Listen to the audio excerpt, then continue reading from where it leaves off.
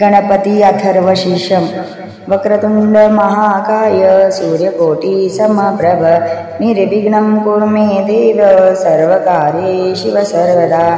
शान्तिमन्त्रम् ॐ भद्रं कर्णेभिः शृणुयाम देवाः भद्रं पश्येमाक्षभिर्यजत्राः शिरे अङ्गे तुष्टवासतनूभिः व्यशमदेवहितं वेदायु।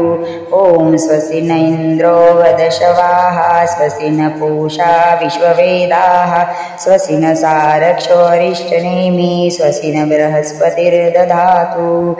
ॐ शान्ति शान्ति शान्तिः।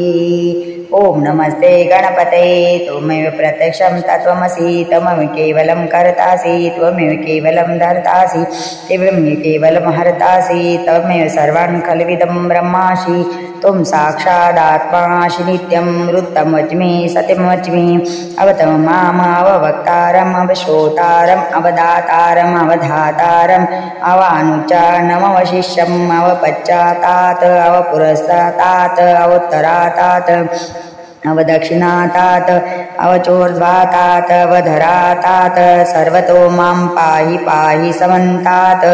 त्वं वाङ्मयस्त्वं चिन्मयः त्वम् आनन्दमय त्वं ब्रह्ममयः त्वं सच्चिदानन्दाद्वितीयोऽसि त्वं प्रत्यक्षं ब्रह्मासि त्वं ज्ञानमयो विज्ञानमयोऽसि।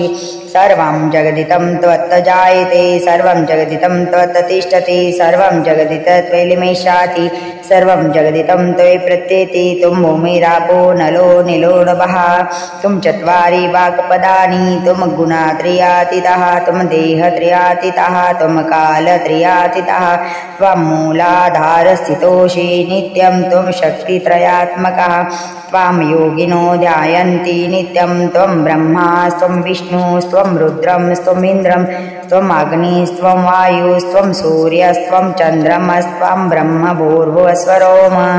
गणादिं पूर्वमुच्चारे वर्णादिं तदनन्तरम् अनुस्वारा परतरः अर्धेन्दुलसितं तारेण रुद्धम् एतत्तत्त्वम् अनुस्वरूपं गकारः पूर्वरूपम् अकारो मध्यरूपम् अनुस्वार चान्त्यरूपम् इन्दुरुत्तरूपनादसन्धानं संहिता सन्धि शैषा गणेश विद्या गणकृषि निश्रुत गायत्री छन्द गणपतिर्देवता।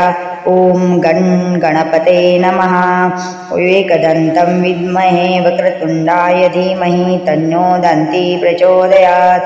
एकदन्तं चतुर्हस्तं पाशमङ्कुशधारिणं रन्दं च वरन्दं हस्त्रबिभाणं मूषकध्वजं रक्तं लम्बोदरं सूपकर्णकं रक्तवाससं रक्तगन्धानुलिप्तं रक्तपुष्पे सुपूजितं भक्तानुकम्पिनं देवं जगत्कारणमोच्चतुम् आविर्भूतं च सृष्टो यादो प्रकृते पुरुषात् परम् एवं ध्यायति नित्यं स योगी योगिनामरः। नमो व्रातपते नमो गणपते नमो प्रमदपते नमस्ते अस्तु लंबोदराय एकदन्ताय विघ्ननाशिने शिवसूताय श्रीवरदमूर्ते नमो नमः।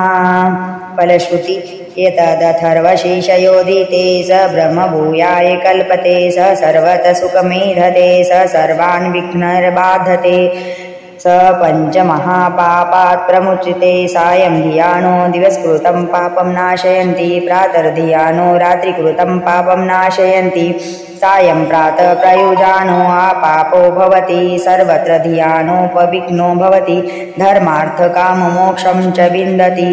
इदमथर्वशीर्षं शिष्याय न देयं यो यदि मोहादाशति स पाप्यान् भवति सः सहस्रात् वर्तनात् यं यं काममधीते तं तं तमनेन साधयते। अनेन गणपतिमभिषिञ्चित स वाग्मी भवति चतुर्थमनशनं जपति स विद्यावान् भवति वर्णवाक्यं ब्रह्मद्यावरान्नं विदाति न बिभेति कदाचिन्निति यदुर्वाङ्कुरे रजति स वैश्रवणपमो भवति लाचर्यजति स यशीवान् भवति स मेधावान् भवति यो मोदकसहस्रेण यजति स वाञ्छितफलमाप्नोति ये साज्य समिद्भिर्यजति स सर्वान् सर्वान् लभते स सर्वान् लभते। अष्टो ब्राह्मण्यान्यसाम्य गृहीत्वा सूर्यवर्चस्वी भवति। सूर्यगृहे महानद्या प्रतिमा सन्निधौ जपत्वा सिद्धमन्त्र भवति। महाविघ्नात् प्रमुच्यते महादोषात् प्रमुच्यते महापापात् प्रमुच्यते स सर्वान् विद्भवति स सर्वान् विद्भवति यः एवं वेद इत्युपनिषद। ॐ भद्रं कर्णेभिः शृणुयाम देवाः भद्रं पश्येमाक्षभिर्यजत्राः स्थिरैरङ्गे तुष्टव्यासतनूभिः व्यशं देवहितं यदायुः। ॐ स्वस्ति न इन्द्रो वृधश्वाः स्वस्ति न पूषा विश्ववेदाः स्वस्ति न सारक्षो अरिष्टनेमि स्वस्ति न बृहस्पतिर्दधातु।